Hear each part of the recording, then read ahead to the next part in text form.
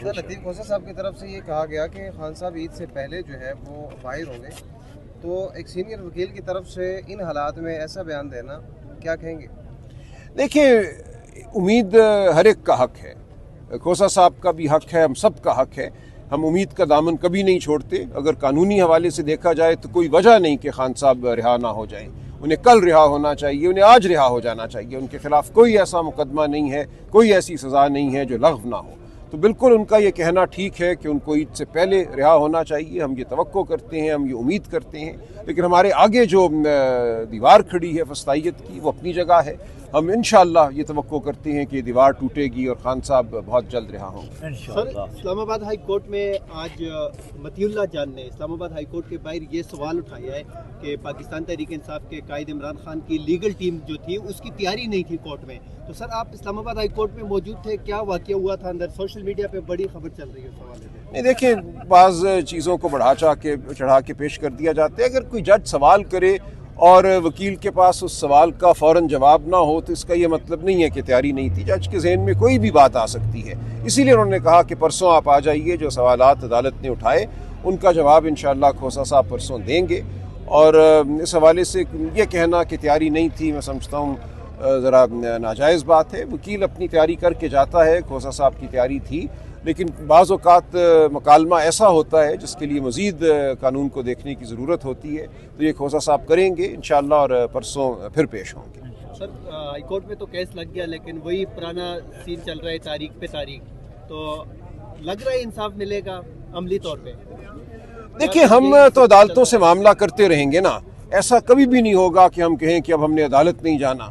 عدالت ہم ضرور جائیں گے، ہم عدالت میں مقدمے بھی کریں گے، بحث بھی کریں گے۔ میں بار بار کہتا ہوں کہ امید ضروری نہیں ہے اس عمل کے لیے، یہ وہ عمل ہے جو ہمیں کرنا ہے، یہ ہمارا فرض ہے، یہی طریقہ ہے۔ ہم اسی قانونی اور آئینی عمل کے نفاذ کے لیے اور اس کی بحالی کے لیے لڑ رہے ہیں۔ ہم چاہتے ہیں کہ عدالتیں آزاد ہوں، ہم چاہتے ہیں کہ آئین اور قانون کا بول بالا ہو، تو یہ ہم کرتے رہیں گے۔ اور پہلے بھی آپ دیکھیں، پچھلے 2-2.5 سال میں ہم نے تمام مقدمے جیتے ہیں، وہ سائفر کا مقدمہ ہو، وہ عدت کا مقدمہ ہو، وہ توشہ خانہ ہو، ہر جگہ خان صاحب کو سرخ روئی حاصل ہوئی ہے۔ انہیں قانون بدلنا پڑا، 26ویں آئینی ترمیم کرنی پڑی، 27ویں آئینی ترمیم کرنی پڑی، اپنی مرضی کے جج بٹھانے پڑے خان صاحب کا راستہ روکنے کے لیے۔ تو ہم اپنی جد و جہد جاری رکھیں گے، عدالت کے اندر بھی، عدالت سے باہر بھی، سیاسی سطح پہ بھی، اخلاقی سطح پہ بھی، تو انشاءاللہ منزل ہماری ہے۔ اچھا ڈاکٹر صاحب، یہ بتائیں کہ جب یہ فیصلے آپ کے حق میں آتے ہیں اس وقت تو آپ کہتے ہیں کہ عدالتیں آزاد ہیں۔ نہیں، ہم پھر بھی نہیں کہتے۔ لیکن آپ تھوڑا سا سن لینا، جی، جب آپ کے فیصلے آپ کے حق میں آتے ہیں آپ کہتے ہیں عدالتیں آزاد ہیں، جب آپ کے حق میں فیصلے نہیں آتے تو آپ عدالتوں پہ الزام لگانا شروع کر دیتے ہیں۔ نہیں، عدالتیں بالکل آزاد نہیں ہیں اس وقت اس ملک میں۔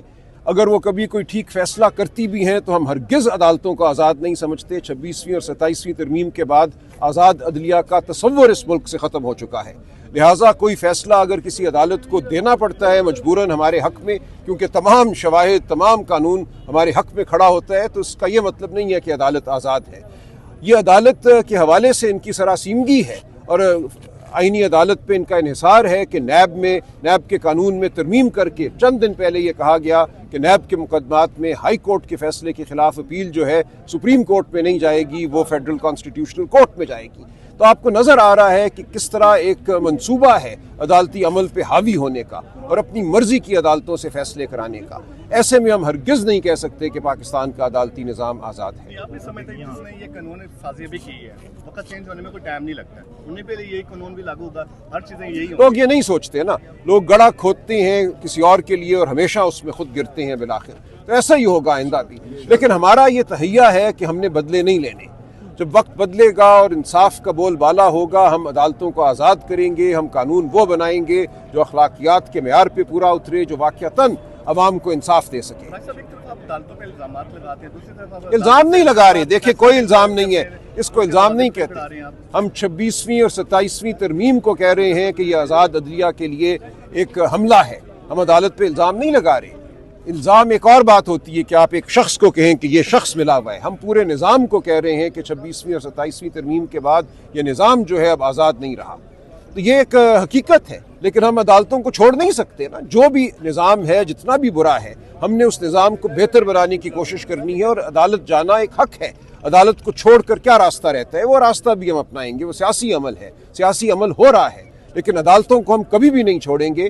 عدالتوں کو چھوڑنا جو ہے یہ کہنا ہے کہ ہم نے عدالتوں کے سامنے گھٹنے ٹیک دیے. جو ایک نظام ہے محکوم عدلیہ کا اس کو ہم نے مان لیا. ہم اس عدلیہ کو بھی دکھائیں گے سچائی کیا ہے. اس عدلیہ کے سامنے بھی ہم سچ رکھیں گے, ہم شواہد رکھیں گے, ہم قانون رکھیں گے. لیکن اگر ایک مروب عدلیہ پھر بھی انصاف نہ کرے تو عوام کی عدالت پہ وہ مقدمہ بالکل واضح ہو جائے گا کہ عدلیہ کہاں کھڑی ہے, انصاف کہاں کھڑا ہے, شواہد کہاں کھڑے ہیں اور سیاسی عمل کہاں کھڑا ہے. تو ہم ان تمام تضادات کو سامنے لاتے رہیں گے, یہ ہمارا فرض ہے.